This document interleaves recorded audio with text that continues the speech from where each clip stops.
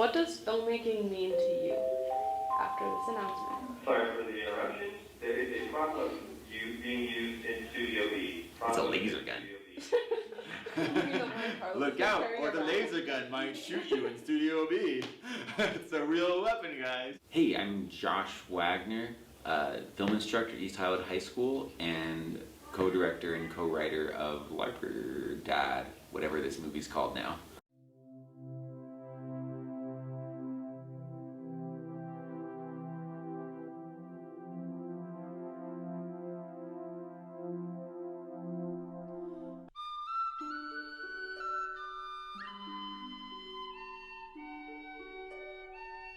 Our school's a really cool place, and we're open to the public, but we're really, really small. And it's like a small community of a lot of kids who just are really passionate about film and really want to make it in this business. And so LARPer Dad's really gonna help bring us all together again. Imagine right now that you have like two armies of medieval crazy people with like swords and shields and awesome armor, and they're like charging at each other. And it's this big epic war, but it's all kind of fake because they're LARPers. LARPer Dad's about those guys. The premise is that you have these LARPers, they're battling, and then there's one girl, Bailey, ends up LARPing. Her stepdad, Kevin, hopes that by taking her LARPing, he will somehow be able to bond with her, but she wants nothing to do with it. The film explores Bailey's struggle to have to readjust to having a stepdad and figuring out how to make that relationship work.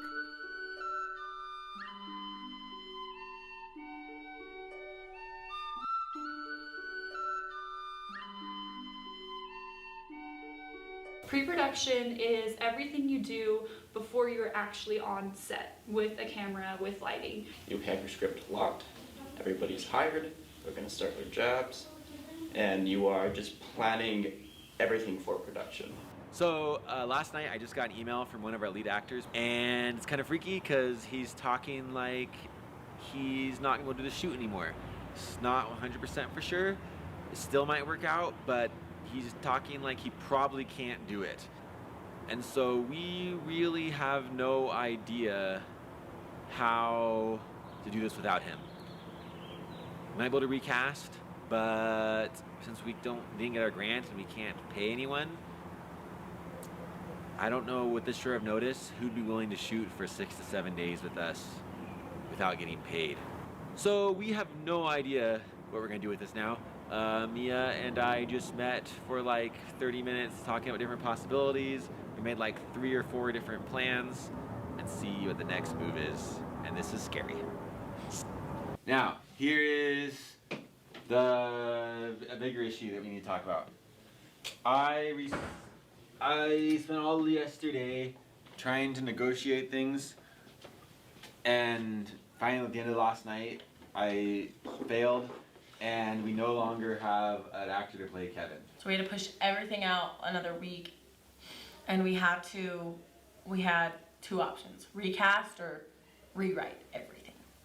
So we decided we'd start rewriting a brand new script. Broke the news to the class, and I was concerned that we broke the news to the class that everyone in the class would be like really discouraged and stop working hard and just like get depressed to the point that like the whole thing would fall apart or something. But it was really cool because everyone in the class was super mature and they were being really professional and adult-like, not what I would usually expect from, you know, high school class. And they really proved themselves to be awesome because they were like, everyone was just like, okay, we'll find a solution. And the class, everyone started throwing out solutions, and the class figured out the solution together to replace the stepdad character with a stepbrother so we could cast a high school student. We changed the casting a lot, and the costumes were fitted to certain people, and I had to change the whole costume to make it fit the other people after I just worked on it. So I had to redo a lot of the costumes and make sure they fit the right people. The biggest struggle on set was probably that we didn't hire a person that knew how to use a sewing machine and couldn't sew any of the costumes. We had them all chalked out and ready to go, but nobody could sew it together, so I had to hand sew like a lot of it. Production is when you make all that happen. You're filming, you are making last minute changes, it's just a filming process. Ours is, I think, 2 or 3 weeks where you are going to set and filming the actual script. So usually weather is like one of the issues when you're on set. Sometimes if you're shooting outside and the weather doesn't cooperate, it's like, oh, how are we gonna film this? And another issue is time. Like, I feel like we're trying to do it in 8-hour days, and usually film sets are 12-hour days. So I'm worried that we're not gonna get it all filmed in the 8 days, in the 8 hours a day we have. Can you do this? How about if I work with all of the actors to be in the shot Yes. while you just make sure light happens and looks Okay, that's what we're working on. Want a light here? I don't want. No, I don't want a light there. That No looks- light here? No, let's first get our key Fine. light. I'm gonna go put them with the other jails. Busy. There's a lot Oops, sorry, I totally walked. things not done that should have been done, but it's hindsight now. But I feel okay. I mean, I think It's the first day. when things start breaking and people start dying, that gets a little more stressful. But guy promised me we'll that work through it. Yeah. he can We bring got it back this. to life if I help him. I mean, it's just like when you're in pre-production and production and usually post, you just don't know how it's really going to come together until it's actually done. And so for someone like me in my position, you're in the dark after production, and then you get to go to the premiere and you see just everything happen. And it's like, wow. So, and you're watching it wait, I remember we had this issue and that took forever to get that one shot, and then that prop didn't work, and this actor was sick, and you see it just comes together, and it ends up being awesome in the end. So we still had to rewrite a ton because we had to change it from a dad perspective to a stepbrother kind of perspective, which took a lot of work, but we did it, and everything seems to be going smoothly now, which is fantastic.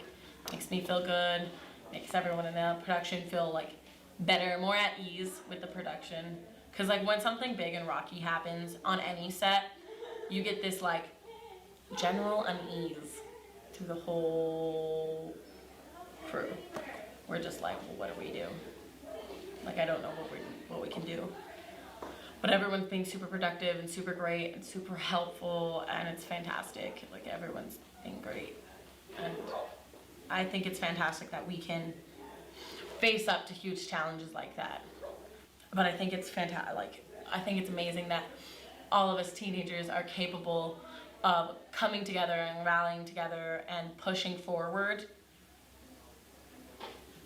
Even though it changes so much, being able to push forward to even a better script, a better movie, and a better crew, friendship, family. My parents divorced right when I was 11, and I'm the oldest, and I lived with my mom, but my mom struggled with all sorts of mental illness issues.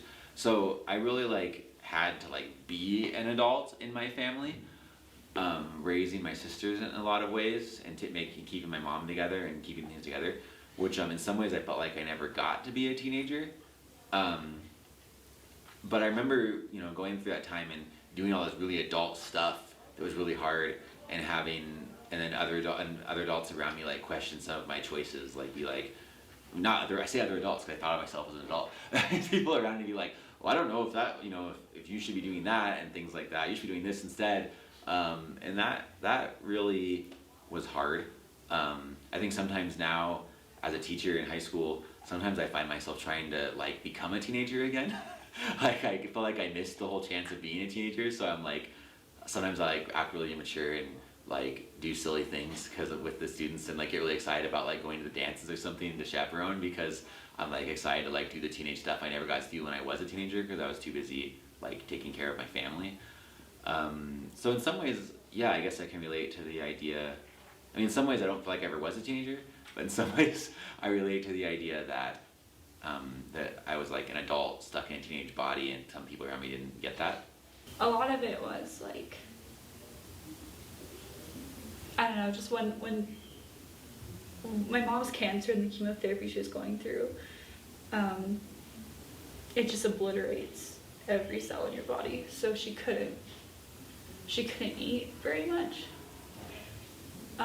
But if she couldn't eat, then it couldn't get out. So there were times where I was like, just please eat it. And eventually we just got to like baby food was the only thing she could eat. And it was just really hard. You know, there I was like 15 years old giving baby food to my mom because she's too weak to like even stand up or feed herself. And that was really hard. Also the emotional side of it, because she didn't have anyone else. No one else was taking care of her, and I needed to be strong for her. And I didn't think I could because I was so young. And a lot of people thought I couldn't. Like my friends were just like, you can't do this. Like, don't do it. But you know, I did it with my sister's help, and we got through it. So I think that matured me. I was like, I can do anything at any age. If I can get through that with my mom, like I can get through anything. Post-production is when you are done filming and you go into the edit. That's when you decide what your audience sees and how everything comes together. It's when you see how the movie is going to look in the end. Your production can go perfectly, and it can be like exactly how you want, but then you realize in the edit that it just does not come together.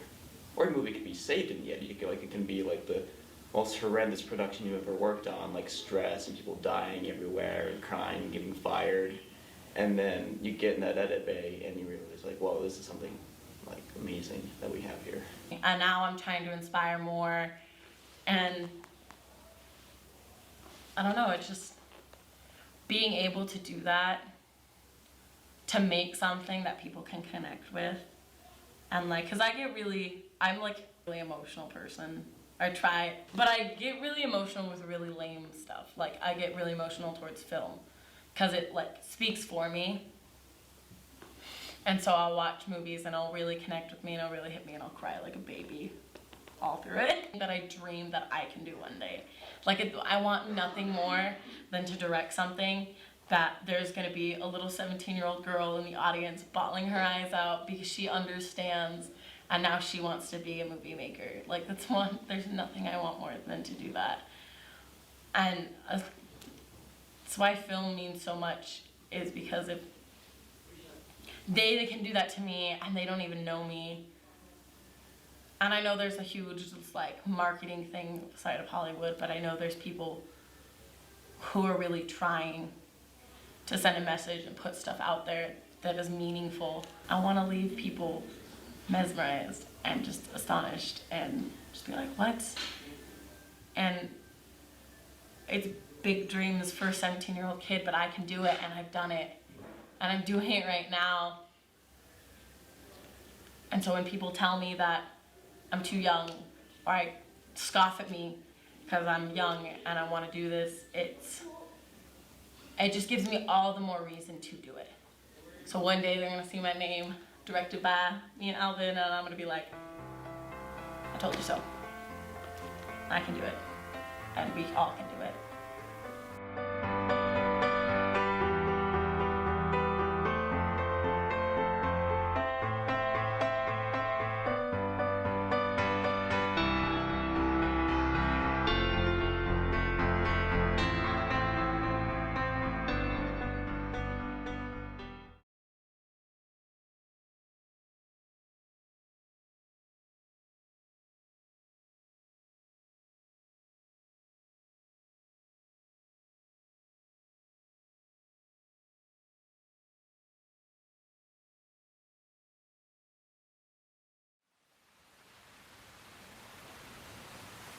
Alva Winterblade, a fierce warrior and the daughter of a fallen Valkyrie who led the king of the Nine Isles. Alva and her brother Erland came to Remgard to break the curse placed upon them by the servants of the evil necromancer. Together, they have and will face many terrible monsters and magic. But will she learn that this battle cannot be won with spear or sword, but only by open hand and heart? What are you doing? Reading your character bio.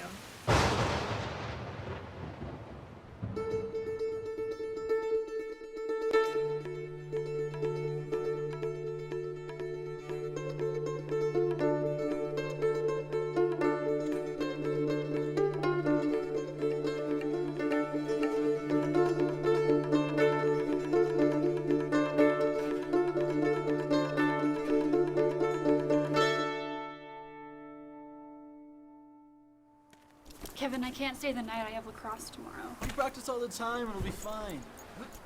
Plus, your mom thinks this is a great idea. Here, you'll need this.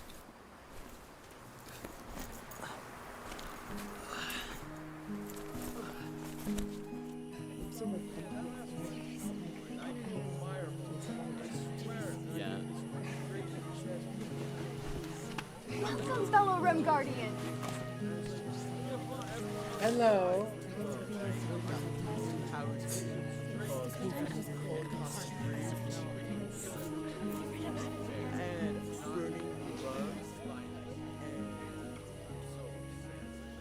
Attention! Attention, please. Welcome, noble adventurers.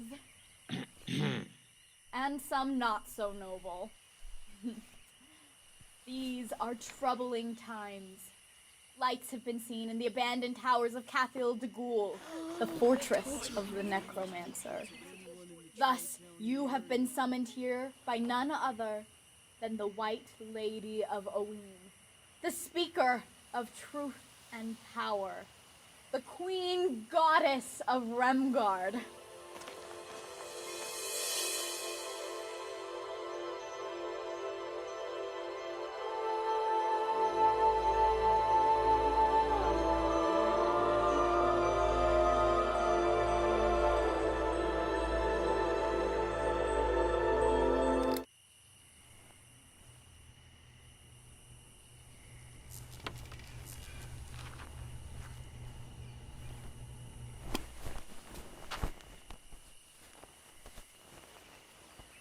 Heroes of Remgard. The rumors of the necromancer's return are true. That's bad. He seeks the Chalice of Souls, and you represent the only hope in stopping him. But first, you must know the warriors with whom you fight. May each stand and present their brave deeds to the circle. I am Dunthor, heir to the Iron Hills and son of the Moonspeaker. The necromancer killed my family. I swear vengeance upon How about you, him. character bio? I will fight with you, but know this. My vengeance will come. And when it does, I will bring my peace to Remgard! Yes! Yeah! Woo-hoo! I am Marilyn Winterblade, Prince of the Nine Isles. My sister Alva and I have been exploring the Forsaken... Kevin. You're not my brother. No, I just...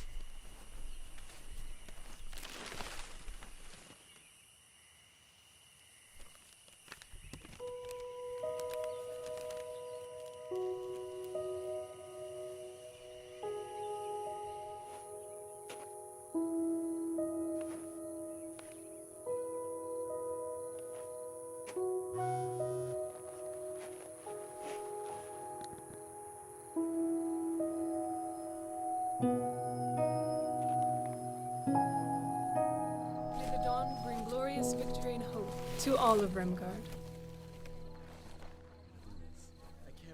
See, that's why we just have some room. Whoa, your magic katana is really sweet. The matches against the demons looking for turned up from the dead so outrageous and then made him on call how his mom a amazing it butt-face. is. He was not Bailey, I'm so sorry. What I miss? Well, everyone introduced themselves, and the Queen Goddess gave us the details about our quest. Which are? Oh, well, it's actually pretty awesome. Do you remember the Necromancer? See, he's this way-bad sorcerer who can raise the dead, and about 1,000 years ago, he put his soul into this chalice. Eventually, the Necromancer was defeated, and the chalice was hidden. So we have to find this chalice to win the game? Right, but here's the thing. See, the guys who hid the chalice set up 3 challenges that we had to complete before we can actually claim the chalice. Okay, so complete the 3 challenges, get the chalice, win the game. Right. There's one more thing. Do you remember Dunthor? He wants to claim the chalice and rule Remgard himself. And 4 heroes have sided with him. So we have to stop him. Right, and our team, if you're on our team... Yeah. Our team's gonna get to the chalice before they do. Okay, so when do we begin? Tomorrow.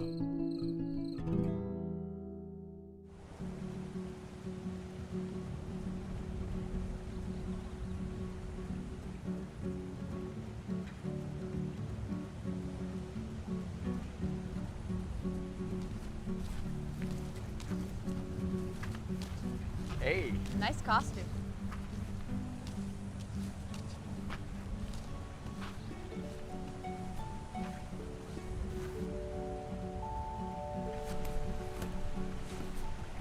Six normal. Harry! Every time you hit a player, you have to announce how much hit points it takes and what kind of damage it is. 7 magic. Ah! I'm dead! When they run out of hit points, you die. I created you an actually pretty powerful character. You have 40 hit points, your spear does about 7 normal damage, and since you're a Valkyrie, you can use magic. This is an ice ball. It does about 12 damage, and it's actually pretty strong. Do-do-do-do!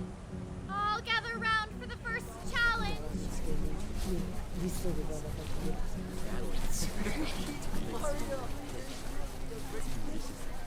Quiet down! We've got a challenge to win. Your first challenge is to cross this bridge. Yeah, we got this, right, guys? Which is guarded by the fearsome Golem. Or not.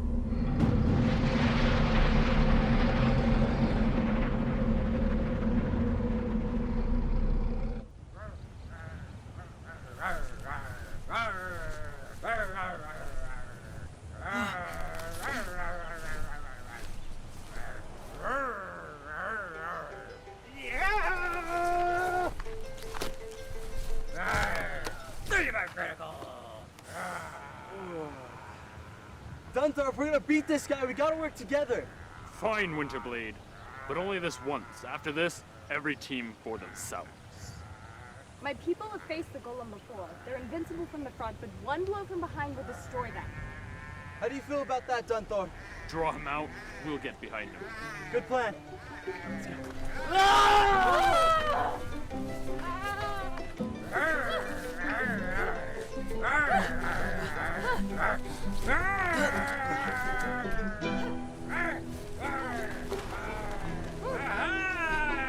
Dunthar, you traitor!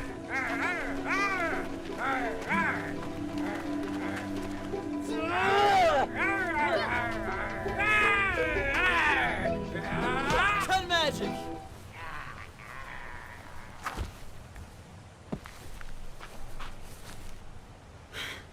Nice. I didn't need your help, Kevin. No, I just...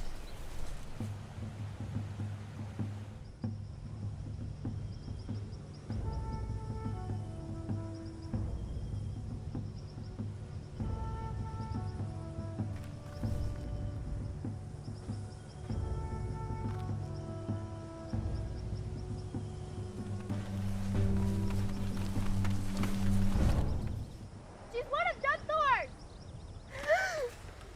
Beware the mist. Beware of the mist?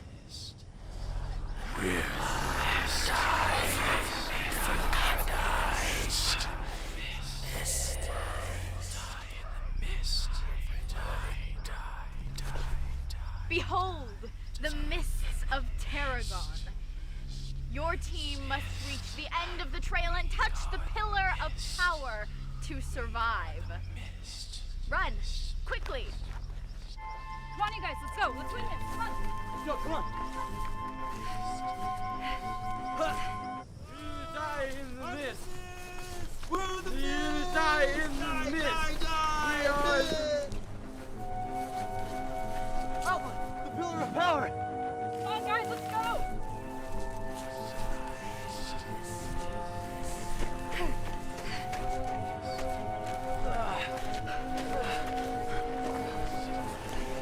Ow.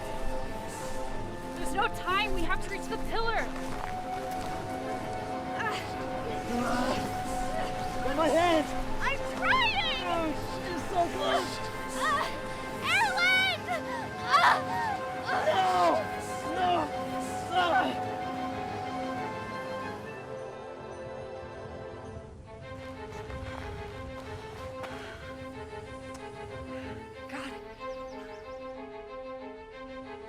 You, Alva Winterblade, are dead.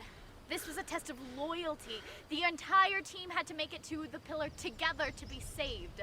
Your selfishness has killed you, whereas Erlen's act of loyalty has saved him. I'm dead because of a technicality? Oh, it's okay. It's just a game. It's fun. Don't coddle me. Don't coddle me. Hey, I'm trying to make this bonding thing work here, and I can't do that alone. I don't have to like you, Kevin. What did I do to make you not like me? Look, not everyone has to like you. I didn't ask for you and your dad to come into my life and take it over. Just leave me alone, okay? I am done. I'm done. I didn't expect you to be the type to give up.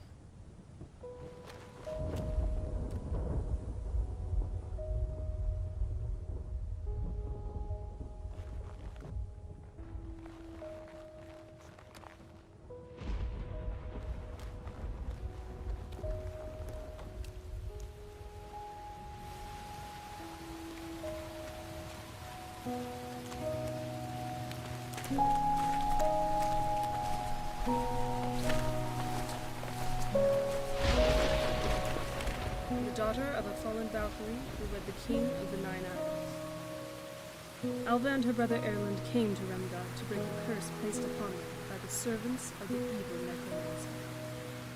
Together, they have and will face many terrible monsters and magic. But will she learn that this battle cannot be won with spear or sword, but only by open hand and heart? What are you doing? Reading your character bio.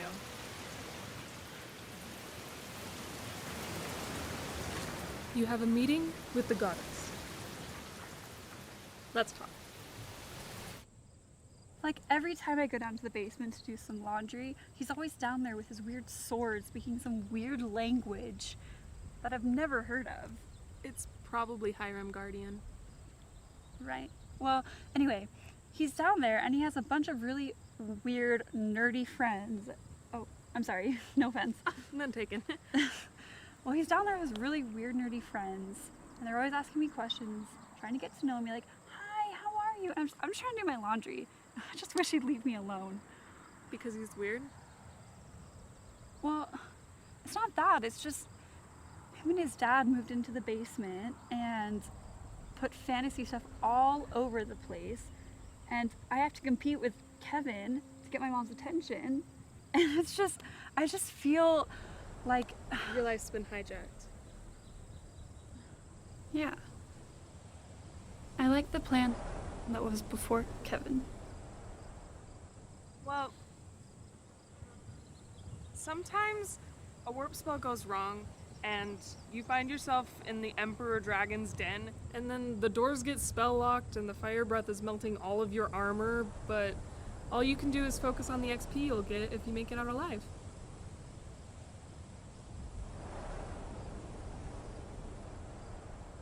Sometimes plans change and you have to make the most of it. You think I should give him a chance? Well, do what you want. It's your life.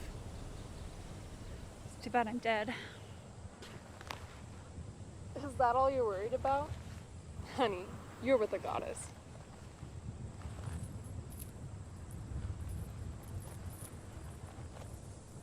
Boom, resurrected. Now, if you're gonna go back and give this another shot, you need to remember one thing. All of this LARPing stuff, totally fake. But the friendships we make here, those are real. And you probably need to brush up on the rules a little bit. Ready to level up?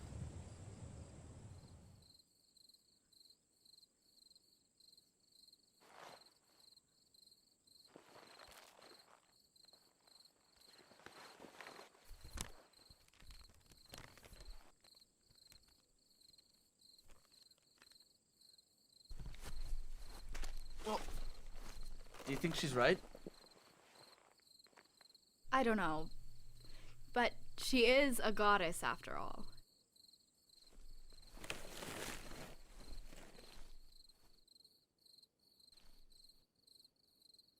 Brave adventurers! You have proven your strength and your loyalty, but the ancients devised that the one who would wield the chalice would do so with judgment. Yonder are 3 boxes. One of them contains the chalice. You must choose which one correctly to find the prize therein. Pick poorly, and you will die. Dang, those ancients mean business. Too bad you won't make it there alive, Winterblade.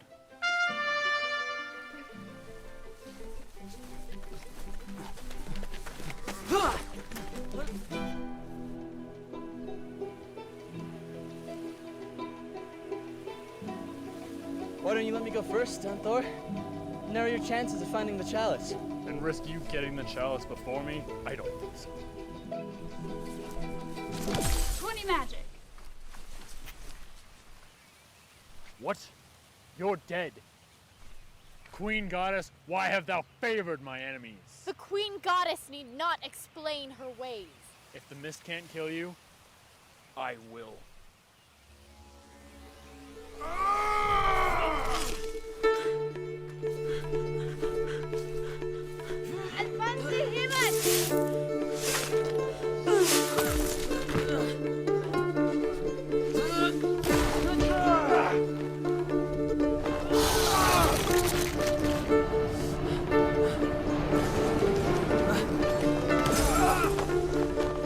Wait, I thought you could only do 10 magic.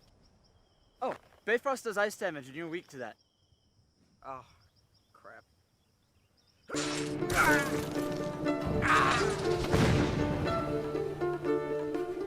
Alva! Get the chalice!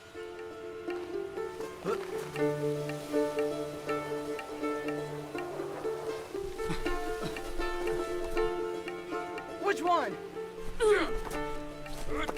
I don't know, just pick one! Look, I'm sorry I dragged you out here. I should have given you more space. I should have let you do things on your own time.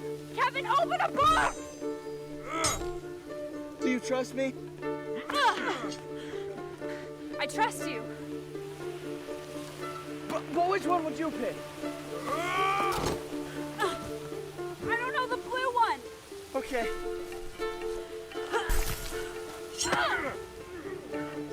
You're dead.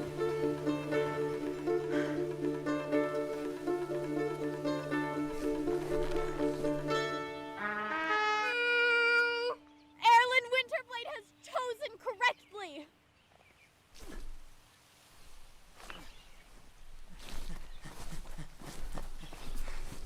How did you know which one? Well, you said blue and I thought orange, so I figured we were both wrong.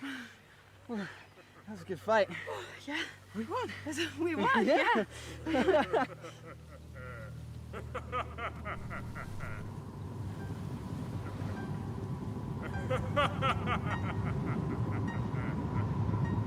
But you're dead.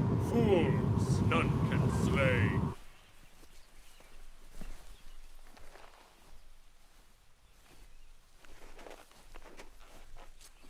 The Necromancer.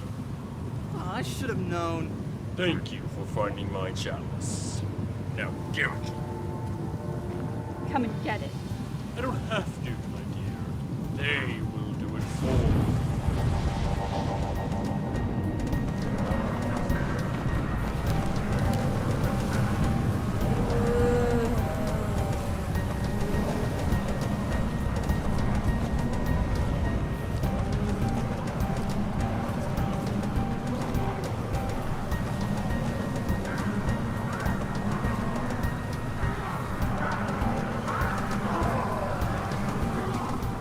I don't know if we're gonna get out of this one alive.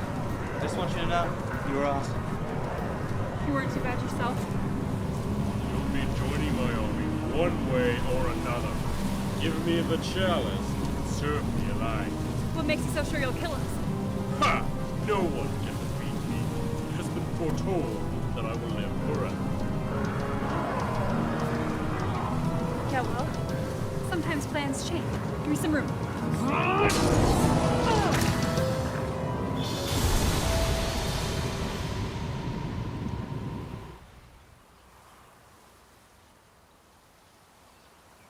Oh, cool special effects. Hey! Hey! Oh my gosh, good job. I know it's your year's trip. Hey, guys. Congratulations. Hey! Hey! Ireland. Oh, hey.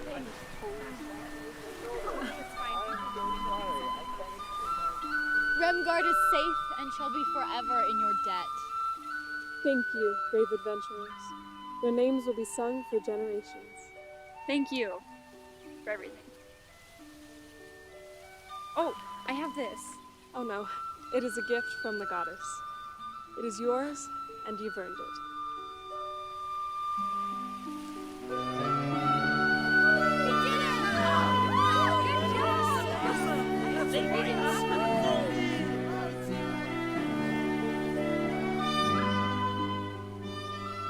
Alba and her brother came to Remgar to break the curse placed upon them by the servants of the evil necromancer.